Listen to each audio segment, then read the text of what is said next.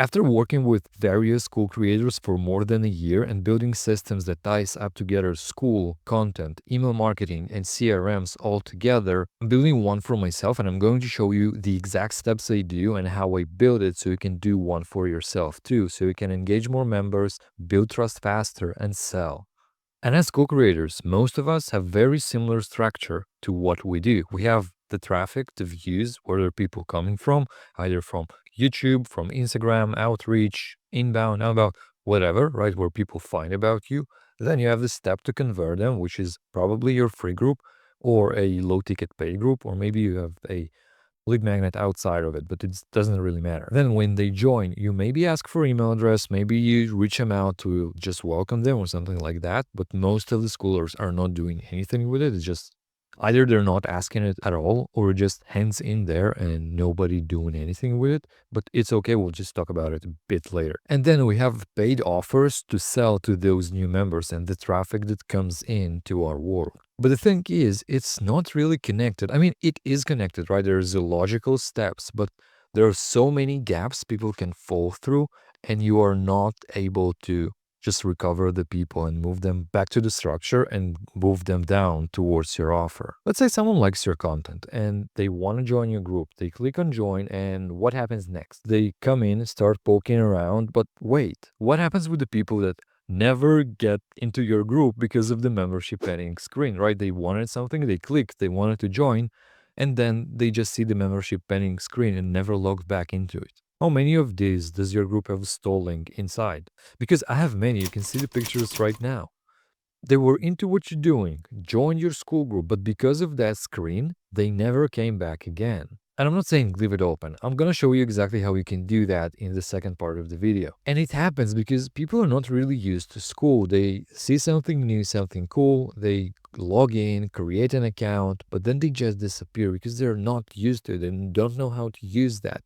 But okay, let's say they log in one more time, or maybe you were fast enough to approve them in time. So now they're in a group, they poke around, and then they disappear again. Because it's hard to build trust like that. They're not consuming enough content to make them buy, to make them book, or just take the next action you want them.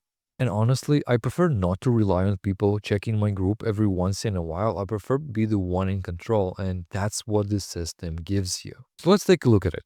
Okay, so create a little board just to show you exactly how does it look like and what should you keep in mind and how you can build the same system for yourself. So let's start over. And as you can see at the start, we have all of the traffic sources, right? So either you do LinkedIn, or either you do X, maybe you do Facebook, organic ads. It could be outreach too. YouTube, again, organic ads, and Instagram, organic ads or outreach. So for me, it would be YouTube organic ads, right? You're watching my video right now. And if you're interested in my lead magnets in my Skool group, there it is, right? So you opt in and you go to the group. Inside the group, that's the first lead magnet. It's the community. The community itself is the lead magnet, right? There are templates inside, there are scripts, there are workshop. It could be anything, right? It's not my group specifically, it's groups in general. So what exactly you give for people and why they join, right? So it don't necessarily have to be, hey, join my group. It could be, hey, join and take my template. Hey, join and see my workshop, right? So after they join, you do a little Zapier automation here. I have a video about it. I'm not going to cover it here. But yeah, you take their email address. You take their email address, email, and name, right? To move to your email list. Or, I mean, not necessarily email list. It should be your email provider, right? Whatever you're using. It could be, MailerLite is a big one, right? MailerLite. Then there is Kit, and I'm using GHL. There are a bunch of them, right? And each one gives you advantages and disadvantages. So just choose the one that you feel like is the best fit for you. Next, after they join, what's happening is they're going to my nurture email, right? So I mentioned it first, but when they join the group, they see the membership pending screen. What I do is exactly at that second, they receive an email from me. In that email, I basically give them output, right? They wanted to join, they wanted the solution. When they click, I'm saying, no, no, you can't have it. And it sucks, right? So I am giving them sort of a solution. I'm showing them a video of myself talking about what they should expect and what's going to happen next. So it gives them a bit of a timeline of what will happen in the next 24 hours until they get in and start using the thing, right? And next, I'm giving them 5 more emails. So this part, the first part, is the first 5 days. Let's write it down. Is the first 5 days. So that is the system. That's how it looks like. I'm going to cover one step at a time. So I have the nurture emails. They're going there are 5 emails here. They're not 3. Should be 5. Let's do like 1, 2, 3. Let's add 2 more. It's fine. You get it. Right? We have 1, 2, 3, 4, 5. Perfect. So what's happening in there in these emails? I'm promoting my paid offer. And it's really important right here to sell your main offer because sometimes people are in desperate need to solve the problem you're doing. And if you're not giving them the solution straight away, they just might move to another place or buy. They're ready to buy, they want the solution, and they just need to get it right now. So just imagine you go to a mall and you see someone runs inside a clothing store and he has no pants, and you see the manager goes to him and you clearly know that he needs a pair of pants, but for some reason the manager takes out certifications. They started showing him, hey, that's what we do, that's our material, that's how good it is, that's our other location. Basically gives him more proof and starts telling him stories about his brand and stuff, just nurturing them, right? But he desperately needs a pair of pants. So for these people, include a pair of pants. Make your straight offers straight away. Not on the first one when the membership ending screen. Ideally the next one when they join the group and you tell them what's going on. Next is my YouTube channel. I make sure to present them to the channel, right? Because not all of the people are coming through YouTube, and maybe some of them came but did not subscribe. So I want them to see more of my videos and build more trust that way. So I'll be sending people to watch more of my content. I'm getting more subscribers and I'm getting to build more trust with them. And then I have my lead magnet 3. But before we talk about it, I want to talk about my second lead magnet. So the reason why the second lead magnet is on its own branch is because it creates another branch, right? And I'm going to show you exactly how I do that. So one of the welcome emails are promoting my second lead magnet. And the call to action is reply to get the lead magnet. In my case, it's a conversion calculator, right? You can just plug in the numbers, see exactly where you're at, and see where is your conversion problem, where you can tweak something up and just improve it, right? So that's the lead magnet. That's the second lead magnet. So I'm asking people to reply. As soon as they reply, what's happening is you're inside a sales conversation, right? It's like in DMs. So you give them the lead magnet and you can start a sales conversation. So either I move them to my paid offer or I move them back to Skool to engage with Skool because the lead magnet itself is on Skool, right? So let's talk about the third lead magnet. On the last two, I'm promoting my third lead magnet, which is a big video showing exactly people what to do to achieve X, and it's a VSL tool, right? So after they watch it, all of it lead to more Skool engagement, right? So I use my emails to send people to my paid offer. They use the paid offer on Skool. I send people to watch my YouTube channel. It drives them to Skool engagement because every video links to my Skool group. And then when I send them to watch my lead magnet, my third lead magnet, they're back on Skool. Same with the second lead magnet, right? But we have the sales conversation step right there. Next, they're either going to my paid offer, which ultimately leads to Skool, or they're going straight away to Skool to consume the lead magnet. So that's how I keep them inside my group with everything I do. So on the first 5 days, they're going through this loop. Go check this out, and it leads to my Skool group, right? Every little branch here eventually leads to Skool. Secondly, Magnet also is like, to get it, they have to comment on my welcome post. So it's even like there is even one more branch, right? So yeah, it creates a big loop of like, I want to say cobwebs, but I'm not really sure if it's the right analogy, but you get the idea. Next, after the 5 days, what's really happening is they're going into the automated email sequence. They have no idea they're in automated email sequence. It seems like just regular, normal emails. But in reality, they're in my sales campaign, right? So after I finish up with my nurture emails, the welcome emails, they're going next to my sales campaigns, the offer introduction one. In them, I talk about my offer, I introduce them to my paid solutions, to what I do and how I can help them and what could be changed for them if they take my paid offers. So after they finish that, oh, I wanted to talk about what's happening in between each step, right? So let's say you don't have any system and someone joined your group, right? They joined in and they just did not engage, right? You have this, sorry, let me write it properly. Disengage. And you have no way to save them, right? The only way you can rely on is sending the emails every 72 hours, but they're not really ideal. I have no idea how you can track them, right? That's the biggest problem for me. So, and most of the time people are not going in, so that's like weird. But I don't know, maybe just in my case, in your case, you're crushing. But often what happens is they just disengage in the step and they disappear.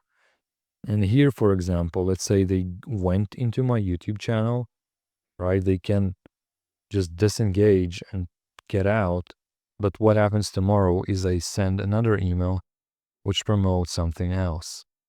Let's say the first one is promoted my YouTube and they just started watching, disengaged, and my second email promotes the second thing, for example. So they are always back in the loop to always keep them inside and in my world. It always constantly reminding them to check out more stuff and engage and to be a part of my world. So that's the first part of the system. Next one is work similar because we want people to start buying. At the first 5 days, we build the connection. We established the habit of joining the community, saying what's up. We check to build the content. And also note, not everyone is doing that, right? You'll always have the people who will disengage here.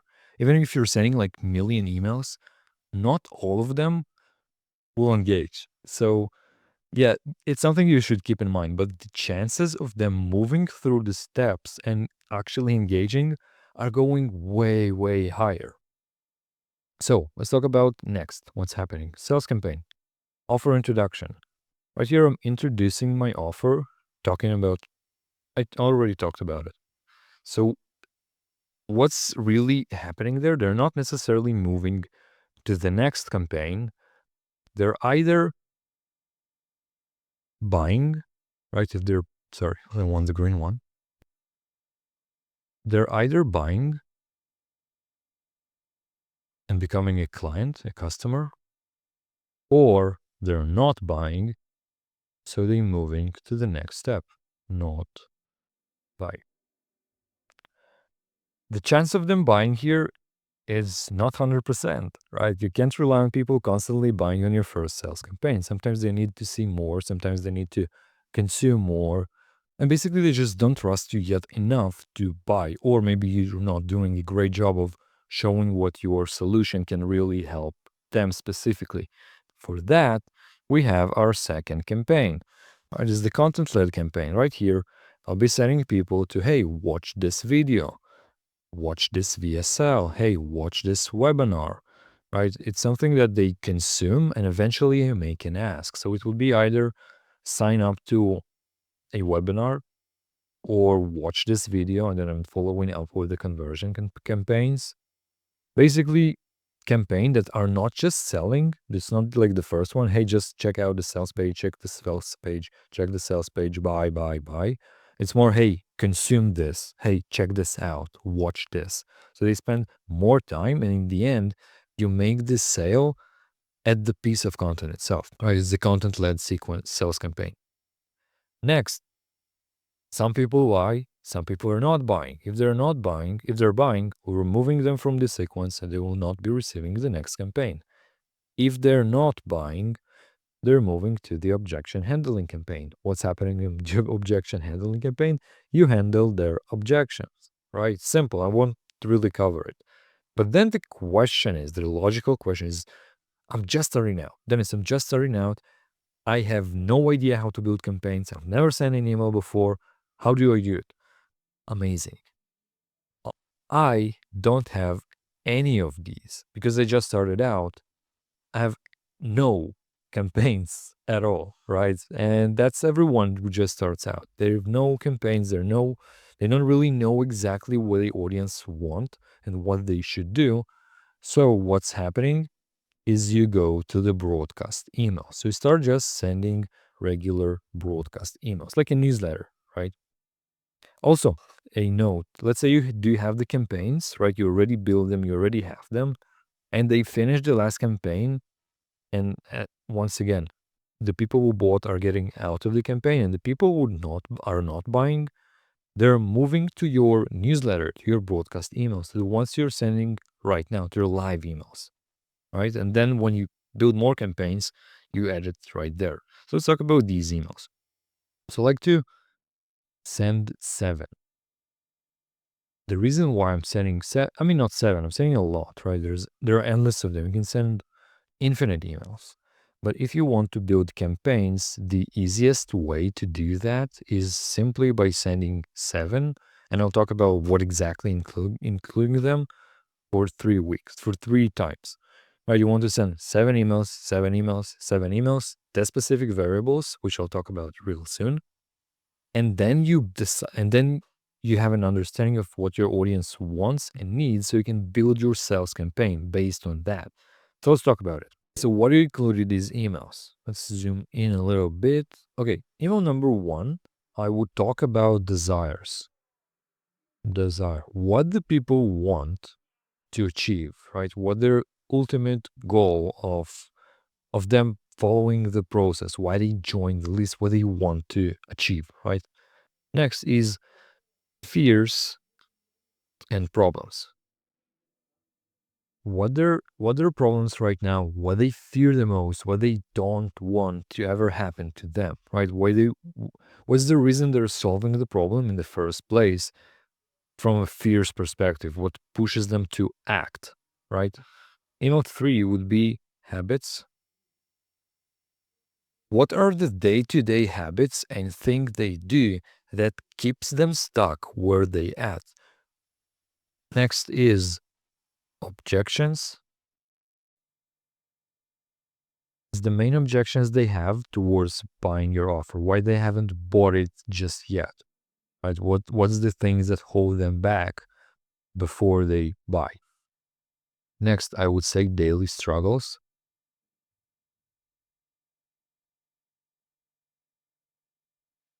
How not solving the problem impacts the day-to-day life. What's going on in their day when they're not finishing the problem, right? Bad stuff, ideally. Next, it would be limiting beliefs. The limiting beliefs they have towards your like vehicle, the external limiting beliefs they have, and the internal limiting they have. And lastly is identities. What do you want to associate themselves as after they will get your product, right? So if I'm a Skool user, I like to associate myself as a schooler, right? So think about it something like this. Or if you get my offer, for example, you want to be a systemizer, right? So that's what you will be. You want to be a community leader, right? It's the positive things that you want to be after buying your solution. Cool. So what do? You send these 7 emails, and you do that. After you sending the first 7, what do? You send them again, right? You send 7 more. And after you do that, what do? You send 7 more, right? After you send it 3 times, and it doesn't really matter how often you send them. You could be sending them once a month, once a week, and like 3 times a week, and or daily. The only thing that changes is how fast you can get the data and build the sales campaign you want.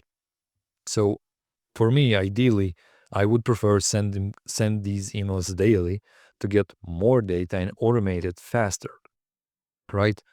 So what's happening is after you send them all of the 21 emails, you have pretty close data to what your audience really wants. At each stage, right, you have desires, desires, and desires. You're not mentioning the same desire. You're testing different desires your ideal audience could have wanted to have. Right, same as fears. You're not testing one fear. You're testing 3 different fears, and you see what performs best. So, for example, let's go to objections. Let's say it would be the easier for me to illustrate. The first objections is money, right? It's too expensive. The second objection is time. I don't have time to do that. The third objection would be, would it work for me? Would it work for me?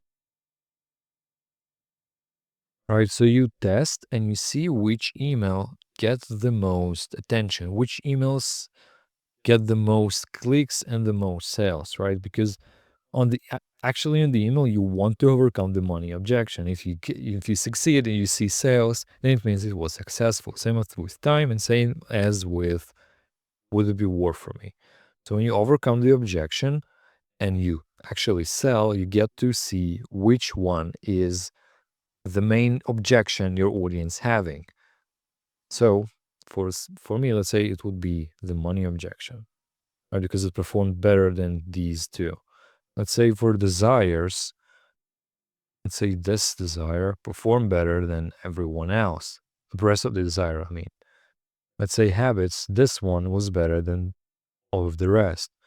Then for limiting beliefs, let's say this one, right? It doesn't really matter. You just select the best emails and the best angles you talked about your offer. Also, I didn't mention it, but ideally, all of the emails should lead to the same place. Not necessarily the same place, but to something that's related to your core offer and how you help people. So it's either watch a video, consume a VSL, consume a lead magnet, go watch this class from something that is solving the problem. And when you talk about and overcome the objection and see people actually taking the step after you successfully did it, you know that's something people are into. So you take all of the best emails, all of the best angles, right? And you start building a campaign. So in our case, we'll take this email. Sorry, I want this email. Oh, it's right here. We'll take this email. We'll take this. We'll take this. And we'll build a campaign, right? Using the same angles. So this one would be about desires. Where's my pen? This one would be about desires. This one would be about habits, objections. And this one, let's say, would be limiting beliefs.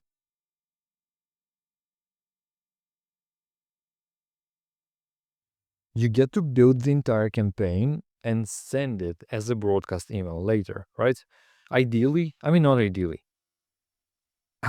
You don't want to use the same emails, right? You're not just copying pasting, you're using the angle itself and changing the story a bit and changing the call to action, right? To fit the campaign, because eventually in all of them, you want them to take a specific action, either buying or like watching something, watching your content to review yourself, or opting into your webinar, right? So all of these should contain the same call to action, but the angles you'll be speaking to them would be different. Cool? Yeah. So that's how you build a campaign. And eventually, after you send it as your broadcast emails right here, sorry, right there, you take it and you automate it right here. So the next campaign would be this one. They'll not be going to your broadcast emails, or if it's your first one, after they finish the nurture emails, they will be going to the new campaign you just built, right? And that's how you build the campaigns. After that, you keep on sending daily emails. You see exactly what your audience need, what they want, and you wrap your offering to that, and you send the next campaign, right? So that's how you do it. And then you add more and more campaigns like this, so you can build like months of automated onboarding, right? Because not automated onboarding, just how did I call it?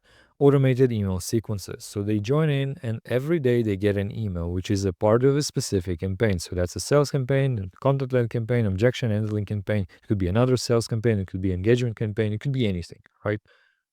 So as much as much emails as possible, because again, not everyone will be buying. Some people will, but some people won't. And those people, you want to keep the train going. And after you've finished and there's no wagons in the train, you send them to your newsletter, to your broadcast emails. And in these, you also sell, right? So you just don't want to keep it ended. And for every new subscriber, right, you're adding more. For those who buying, you just remove them from the list. I mean, not from the list, from the specific offer that you're promoting. Not ideally, right? But maybe you can have few of these for different offers. So you sold offer one, right? Let's say it's offer one. Someone bought, then you move them to another system like this, but for your second offer. But I won't get into it. Like it's way too complicated either way. So let's overview it real quick. Someone joins the group, you have 5-day nurture emails, which promotes your paid offer, your YouTube channel, your lead magnet, which leads to your Skool group, right? After these 5 days, you start sending your automated emails campaigns, which you already built. If you haven't built them yet, you start building them by sending the emails. And if you want to, in my Skool group, I share exactly the process, how to do that and how to find what to send about, what to send, and how to build all of this process in just 21 days. So in 30 days, you're ready to run your first sales campaign. Also, it works perfectly if you never sent an email before. So the first step in what I show in my group would be activate. Activate your email list so they will be active and ready to consume rest of the stuff. Right? Cool. But that's how you do that. And what I wanted to share next. Oh, and yeah, if you watch and you say, oh, it takes a lot of time, lots of work, and there is a lot to build. Yes, it is. It is lot to build. It is lots of work. But if you have this nailed, let's say you have at least like a month or two of automated campaigns that already work, just imagine how it could change for you and how it could make the conversion process easier. And you can stop, right? You can just build 1 or 2 campaigns and you can stop and it would work, right? People would just get those emails. They'll keep going on Skool, keep on checking that, or you'll just be sending like regular emails. People will be going to Skool, checking it out. But if you want automated, I mean, if you just won't stop and you keep on working and creating, you can build like flows for months and months for the new members that are coming, which is cool, right? Or you can just move to sending these emails. It's just depends on you. You just draw somewhere the line and you just decide to stop. But once again, the more you do, the better it would look like because not all the people will going to buy immediately. So some people will never buy even on the 1,000th email, right? So for these and they will, sorry, let's make it bigger, and they will on the 1,001. So for these people, you want to keep sending more, right?